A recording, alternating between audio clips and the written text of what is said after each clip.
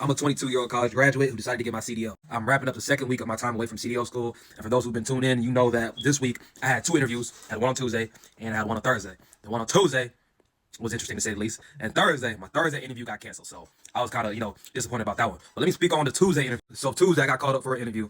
It was in person, right? I get up there and mind you, I already did all the application stuff and everything that was needed to be at the interview. I get there and I'm filling out more applications. So from the get-go, I'm already mad. Oh, I ain't even say the part where they had me waiting 30 minutes before I even got to the application part, which took me 15 minutes. After that, I turn in the application. They come back and they say, here you go. We have a 50 question survey for you to fill out real quick before we get this interview going.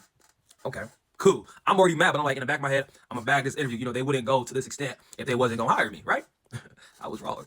I gave back the tablet. It was a tablet with the 50 surveys. Most of it was really like drug-related questions. I don't do drugs. I don't partake in that type of stuff. You know what I'm saying? I'm a good kid type shit. But I gave back the survey, and dude, I kid you not, I waited about 30 more minutes. So the elapsed time at this point have been like an hour and a half. So I'm sitting there for an hour and a half before the interview even starts. I'm pissed. The interview finally begins like an hour and 45 minutes into me being there. And I'm grumpy. You know what I'm not in the mood. So the interview comes to me, he shakes my hand. I kid you not, I shook his hand with the most firmest handshake I've ever done in my life. I was so mad. But I was like, you know what?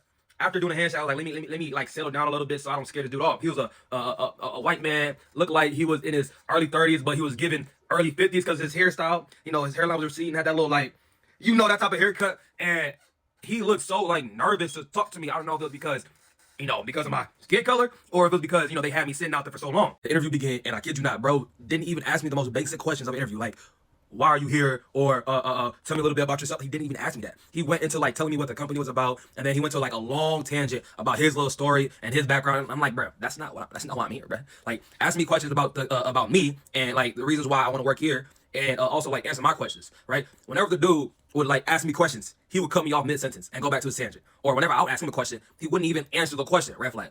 Specifically, whenever I asked him questions about money, he never answered, red flag. I kid you not, I wanted to get up and walk away from the interview. Interview ended with him telling me that he would get back to me by the end of the week.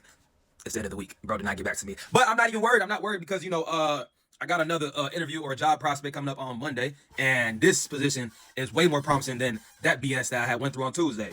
These mud, they talking about paying me a good chunk of change. So, hey, I ain't gonna jinx myself, so I ain't gonna say too much, but hey, wish me luck for this interview coming Monday. I'm gonna keep y'all tapped in.